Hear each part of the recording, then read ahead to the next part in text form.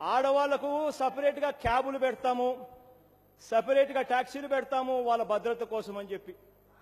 నేను అడగదలుచుకున్నది ఒకటి అధ్యక్ష, ఇప్పుడేమన్నా ఈ ఓలే క్యాబ్స్ కానీ ఈ ఉబేర్ క్యాబ్స్ కానీ ఇవన్నీ ఏదైతే మల్టీనేషనల్ కంపెనీస్ వచ్చి దేశవ్యాప్తంగా ఈ సెల్ ఫోన్ల ద్వారా క్యాబులు తెప్పించుకునే కార్యక్రమం ఏదైతే జరుగుతూ ఉందో, ఈ అన్ని క్యాబ్స్ కు కూడా మొన్న ఈ మధ్యకాలంలోనో ఎక్కడో ఢిల్లీలోనో ఎక్కడో కాంట్రవర్సీ జరిగిన తర్వాత కేంద్ర ప్రభుత్వం విపరీతమైన కట్టెళ్లు తీసుకొని వచ్చి సిస్టమ్ను బాగా రిపేర్ చేసింది. ప్రతి క్యాబ్లోనూ జీపీఎస్ పెట్టారు, ప్రతి క్యాబ్లోనూ డ్రైవర్ అనేవాడు ఎవడున్నాడు, వాళ్ళ పాత రికార్డ్స్ అన్ని ఎలా ఉండాలి అని చెప్పి కంపెనీస్కి అంతా కూడా మార్గదర్శకాలు కూడా నిర్దేశించాయి కేంద్ర ప్రభుత్వం.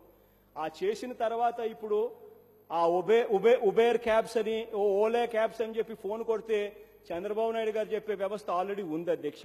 చివరికి ఇంకా తెలంగాణ ప్రభుత్వం ఇంకొక అడుగు ముందుకేసి జిఎంఆర్ ఎయిర్పోర్ట్ లో షీ క్యాబ్స్ అని కూడా పెట్టారు. అంటే 500 మంది మహిళలకు టాక్సీలు కొనేదానికి డబ్బులు ఇచ్చి మహిళా డ్రైవర్లను కూడా పెట్టి జిఎంఆర్ ఎయిర్పోర్ట్ లో షీ క్యాబ్స్ కూడా నడుపుతా ఉన్నారు. సో చంద్రబాబు నాయుడు గారు ఇవాళ చెప్తా ఉండేది ఏదో కొత్తది, ఏదో ఈయన బుర్రలో నుంచి వస్తా ఉన్న పెద్ద వినూతమైన ఆలోచన అన్నది అంతకన్నా లేదు.